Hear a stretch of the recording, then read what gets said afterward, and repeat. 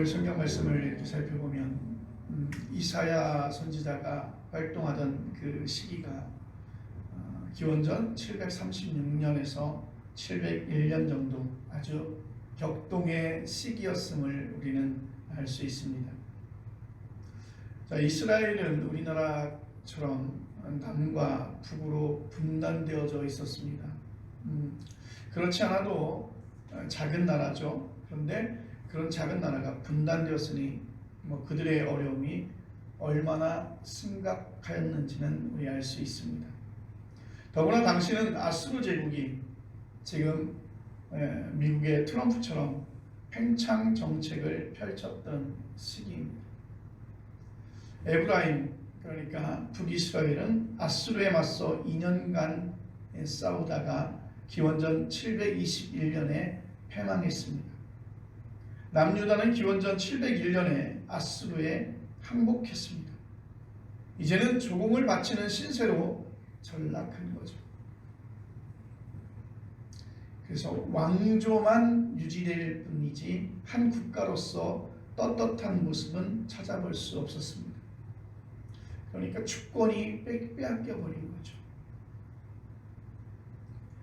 아수르는 기회가 있을 때마다 남유다를 귀찮게 할 것이고 남유다는 그들의 눈치를 보지 않을 수 없었습니다.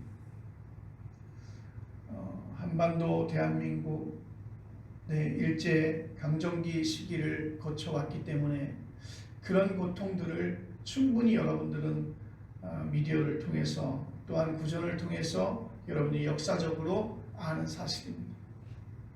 말도 빼앗기고 한국민으로서 가지고 있는 전통도 빼앗겨버리고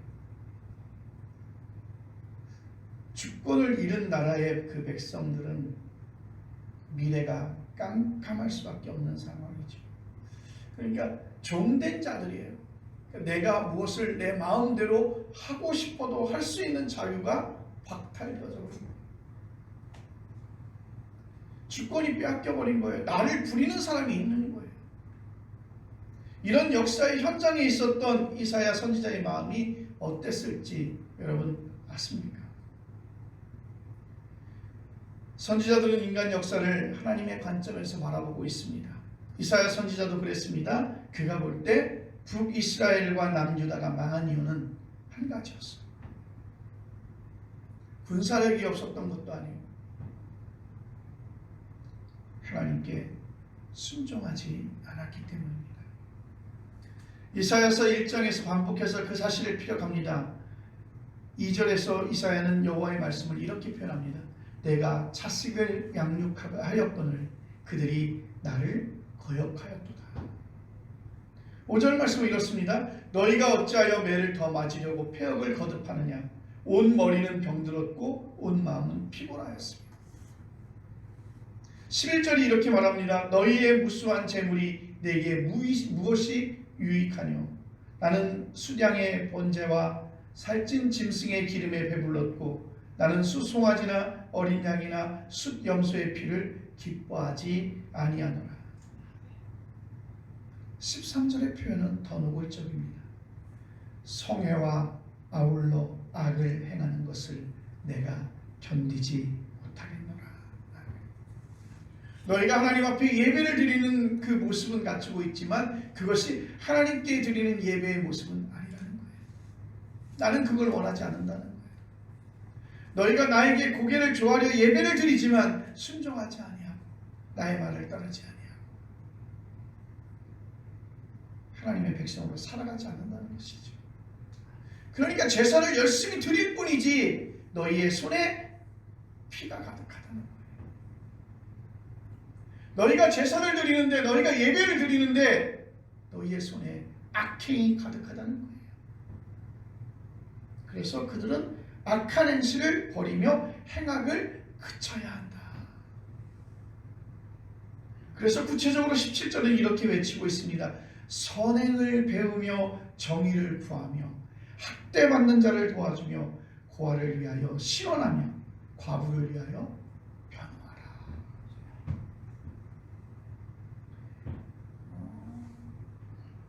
거룩한 채 좋은 옷을 입고 화려한 예배의 장소에서 잘 갖춰져 있는 밴드와 함께 훌륭한 성가대가 서고 그렇게 예배를 드리는데, 실제 그 교회에서 예배를 드리는 그 모습이, 그렇게 제사를 드리는 모습이 그냥 열심히 예배를 드릴 뿐이라는 거예요. 예배를 받으시는 분은 누구십니까? 바로 하나님이세요. 그런데 하나님이 원하는 예배를 드리지 않고 스스로 그들이 원하는 예배를 드리는 거예요. 화려하고 거룩한 점.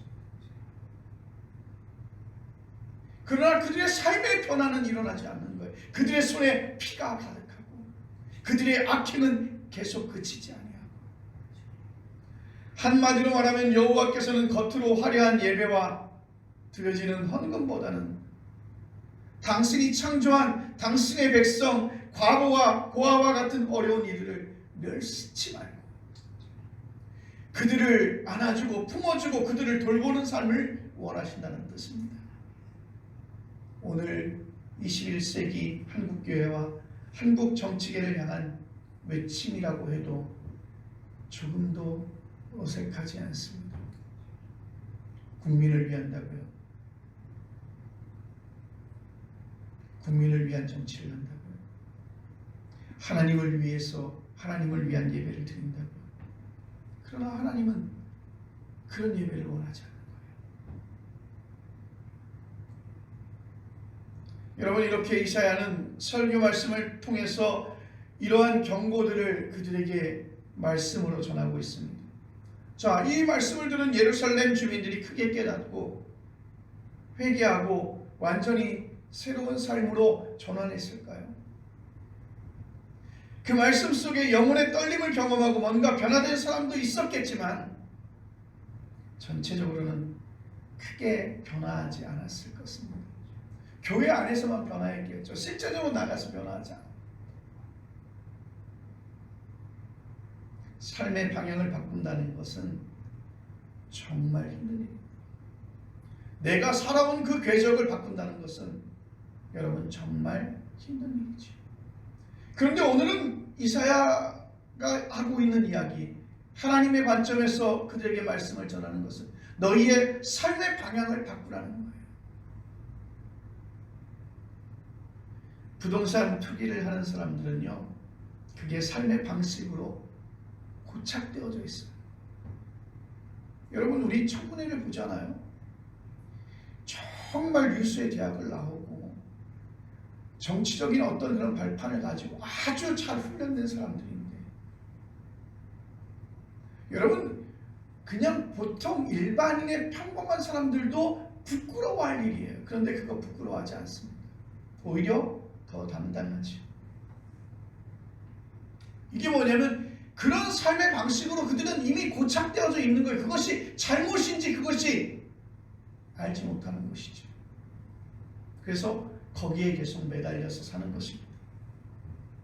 자본주의 체제 아래서 그런 행태를 탓하기도 좀 어렵지요.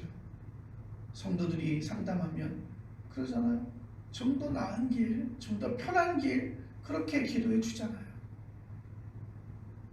요즘은 거룩한 직업이라 할 의사 업무도 많은 경우에 돈벌이로 전락하고 있습니다. 종합병원에서 페이닥터로 일하는 분에게 들은 이야기예요. 월말에 전체 회의를 열면서 과별로 수익계산 통계표를 돌린다고 합니다. 여러분 다 아시잖아요. 드라마를 통해서도 다 나와 있잖아요.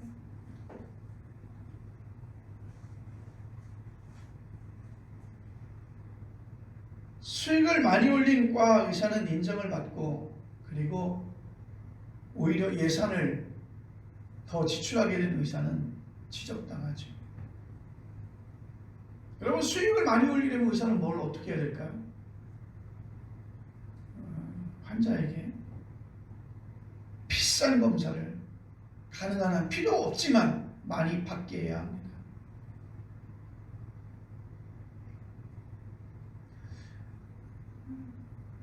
이제 지방선거가 이제 4월이면 또 있는데 나오시는 분들이 대체적으로 그러잖아요. 저는 국민을 위해서, 주민을 위해서, 동민을 위해서 저는 살겠습니다. 교사 수준의 연봉으로 만족해야 하는 것 아닐까요?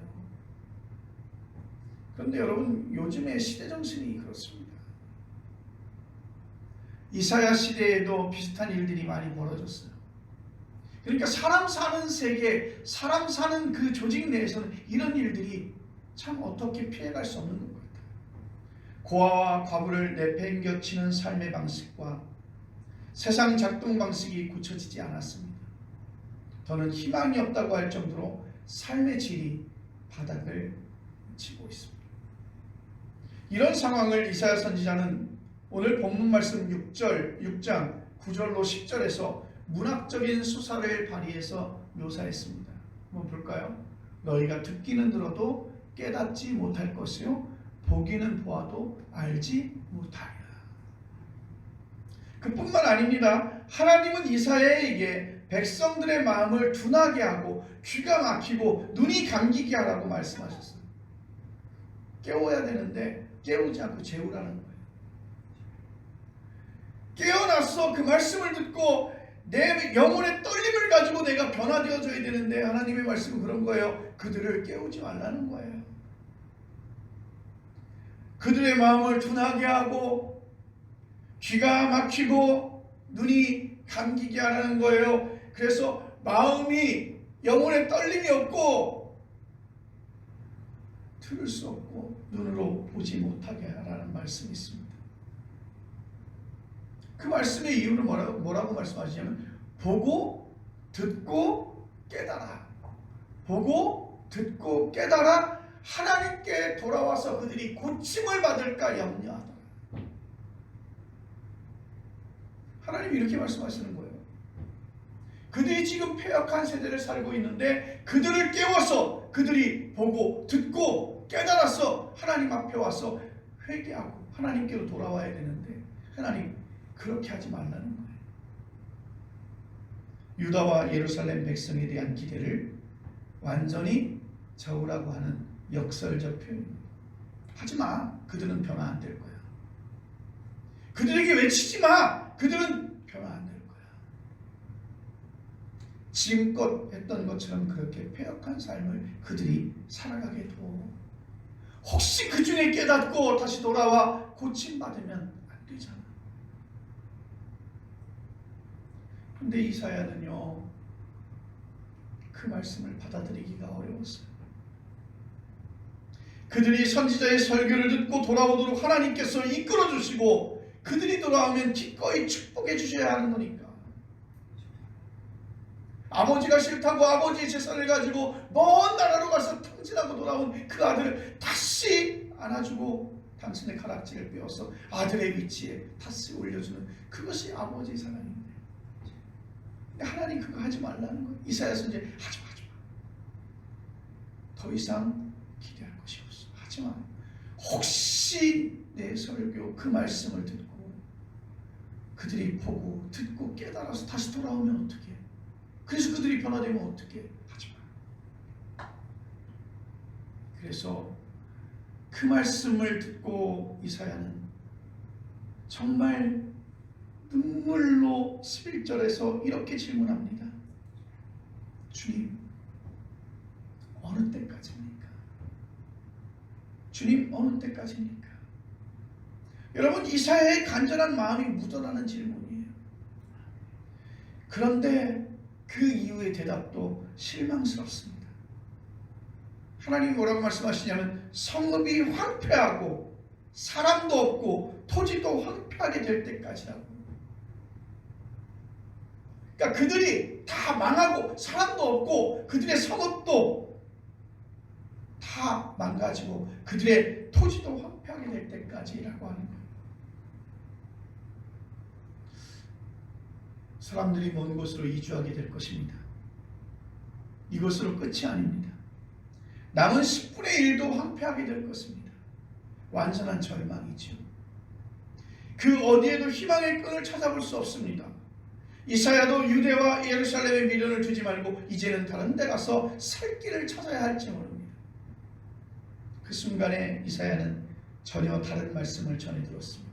13절 말씀에 밤나무와 상수리 나무가 배임을 당하여도, 밤나무와 상수리 나무가 배임을 당하여도 그 구루터기는 남아 있는 것 같이 거룩한 씨가 이 땅의 구루터기니라. 아멘.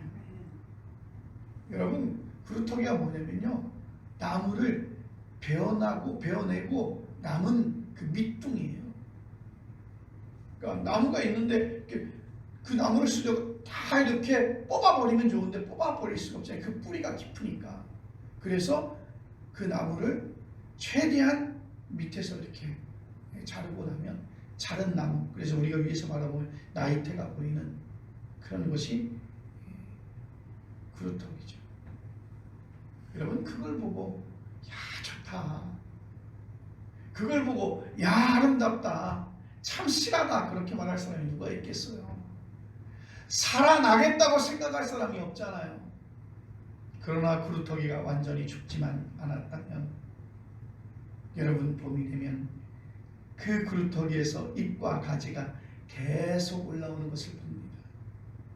여러분, 우리는 경험적으로 압니다. 열매를 맺지 않아 나무를 잘라버리고 구루터기만 남아있는데 구루터기에서 가지가 봄부터 가을까지 끊임없이 올라오는 것을 여러분 봅니다. 이사야는 구루터기를 뭐라고 오늘 바꿔서 이야기하고 있습니까? 거룩한 씨라고 바꿔 불러보고 있습니다. 여러분, 씨도 겉으로 볼품이 없으나 땅에 심겨서 물과 햇살을 받으면 정말 기대치 않았던, 정말 상상할 수 없었던 모습으로 변하지 않습니까? 여러분, 오늘 우리가 사는 이 시대를 어떻게 판단하십니까? 우리의 시대를 돌아봐야 되겠죠.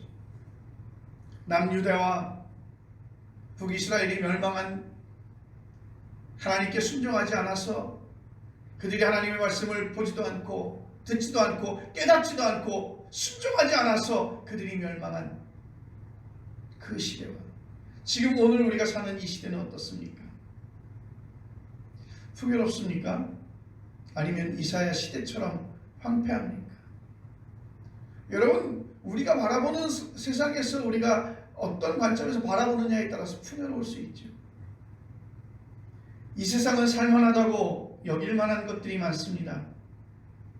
재작년에 정말 여러분들 지구본을 이렇게 해서 보면요, 대한민국은요 어디 있는지 찾아볼 수도 없을 정도 아주 조그만 나라인데 거기에서 노벨 문학상 수상자도 나왔잖아요. 그 이전에 한류 문화가 동남아는 물론이고 전 세계에 퍼졌습니다. 한류 열풍이라고 하죠.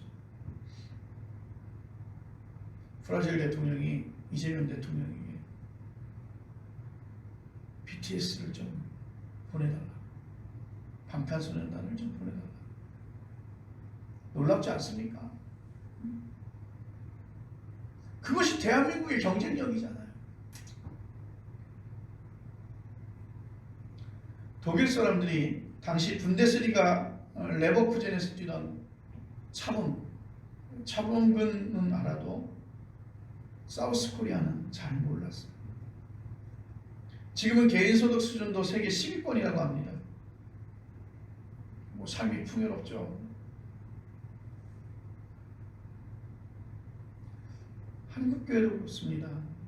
여러분, 세계에서 가장 큰 교회 대부분이요, 우리나라에 있어요. 세계 선교 역사에서 가장 빨리 성장한 교회가 한국교회예요. 이런 외형적인 모습만으로 풍요롭다거나 은혜롭다거나 하나님의 축복이라고 말할 수는 없어요. 물론 그것이 하나님의 축복이라고 말하던 때도 있었어요. 오히려 내면에서는 매우 빈곤합니다. 황폐합니다. 자기와 생각이 다른 대상을 압도적인 힘으로 제압해보겠다는 그런 마음으로 소리 지르고 있습니다. 영혼이 황폐할 때만 나타나는 현상이지요. 그러니까 한국교회를 바라볼 때 이사야 선지자의 눈으로 바라보면 화려한 뭐 그런 것은 다 보이지 않고 덩그러니 그루터기만 남은 셈이죠. 저는 이사야가 표현한 그루터기라는 단어를 들으면서 개인 실존의 궁극적인 미래를 연상하게 되었습니다. 여러분, 아직 젊은 사람들은요, 뭐 푸른 잎이 무성하겠죠. 열매가 아주 많을 거예요. 종일 일하거나 밤새워 책을 읽어도 피곤한 줄 모를 것입니다. 그런 젊은이들의 옆에서 보면 나이가 들어서 의욕이 없던 노인들도 생기가 도는 듯합니다. 그런데 말입니다. 얼마 가지 못해서 노인이나 젊은이나 별 큰 차이 없이 그의 끝에는 뭐예요? 그루터기만 남아요. 삶을 살아온 그 사람의 궤적만 남아있는 거예요. 죽습니다. 그 죽음을 생각하면 치열하게 살아서 뭐하나 하는 생각이 듭니다. 정직할 필요도 없고 어차피 죽을 건데, 돈을 아낄 필요도 없고 어차피 죽을 건데, 정의로울 필요도 없고 어차피 죽을 건데. 리처드 도킨스라는 영국 생물학자가 자신의 전문적인 지식에 갇혀 정말 아나무인의 태도로 쓴 책이 있습니다. 이기적 유전자라고 하는 책인데요. 그런 것처럼 이기적으로 살아가면 그 말일 거예요. 유전자 결정론을 주창하는 이 책의 논리대로라면 히틀러도 잘못이 없습니다. 유전자가 그렇게 시킨 거니까. 대한민국에서 뜬금없이 비상계엄을 선포하는 대통령의 행위도 잘못 있어요. 유전자의 책임이죠. 인간이 유전자의 기계적 작동에 포로에 불과하다면 삶에 대해서 고민할 필요가 전혀 없는 거죠. 오늘 이사야는 바로 세상이 완전히 망했다고 생각하는 그 순간, 이제 아무런 것도 희망을 가질 수 없다라고 하는 그 절망의 순간, 우리가 죽기 직전이라고 생각하는 그 순간에 하나님께서는 새로운 생명을 불러일으키신다고 말씀하고 있습니다. 그것이 바로 거룩한 씨 그루터기입니다. 죽은 듯이 보이나 거기서 새로운 생명이 시작합니다. 그냥 씨가 아니라 거룩한 씨가 그런 생명의 토대라는 거죠. 거룩한 씨는 죽은 씨가 아니라 살아있는 씨입니다. 생명을 가지고 있는 씨입니다. 그런 씨는 반드시 숫자가 많아야 하는 게 아닙니다. 아주 적어도 됩니다. 그러나 다만 생명이 있어야 되겠죠. 농사 짓는 분들이 한해 농사를 짓고 나서 감자를 다 수확하고 나서 다른 것은 다 삶아먹고 다른 것은 다 팔지라도 요만큼 남겨두는 게 있어요. 그게 뭐냐면 씨감자예요. 다음 해에 심을 씨감자예요. 싹이 눈이 이렇게 튀죠. 그러면 그것을 잘라서 밭에다 심잖아요. 그러면 또 주렁주렁 거기에서 많은 열매가 있는 거예요. 그 씨감자 보면요 볼품이 없어요. 여러분, 우리가 먹는 감자들은요 율기가 번질번질하고요 사이즈도 크잖아요. 그런데 씨감자를 보니까, 제가 본 씨감자는요 감자 중에서 제일 못생겼어요. 쪼글쪼글하고. 그런데 그 씨감자는 그 안에 생명이 있는 거예요. 씨눈이 있는 거예요. 그래서 아주 적어도 됩니다. 다만 반드시 생명이 있어야 한다는 것이죠. 여러분, 생명이 있다는 것은 무엇입니까? 다른 말로 표현하면 하나님과 꽉 결속되어져 있다. 하나님과 딱 연결되어져 있는데 결속되어져 있다. 저는 결속이라는 의미를 어떻게 생각하냐면, 열차 칸과 칸을 연결할 때 보면 이렇게 해서 중간에 이렇게 꽉 결속되어져 있는 걸 볼 수가 있어요. 우리는 하나님과 이렇게 결속되어져 있다는 것이죠. 하나님과 결속된 이들은 죽음 이후의 자리에서 하나님이 우리를 기다리고 있다는 사실을 우리는 희망하고 믿는 사람들입니다. 이런 믿음으로 사는 사람이 있고, 이런 믿음을 전혀 모르는 사람이 있습니다. 우리 자신과 우리 형제와 자식들이 이런 믿음으로 살아야 되지 않을까요? 그들에게는 이사야의 믿음과 희망을 볼 것입니다. 그런데 그것을 믿지 않는 사람들에게는 이사야서 6장 9절 말씀처럼 너희가 듣기는 들어도 깨닫지 못할 것이요 보기는 보아도 알지 못하리라.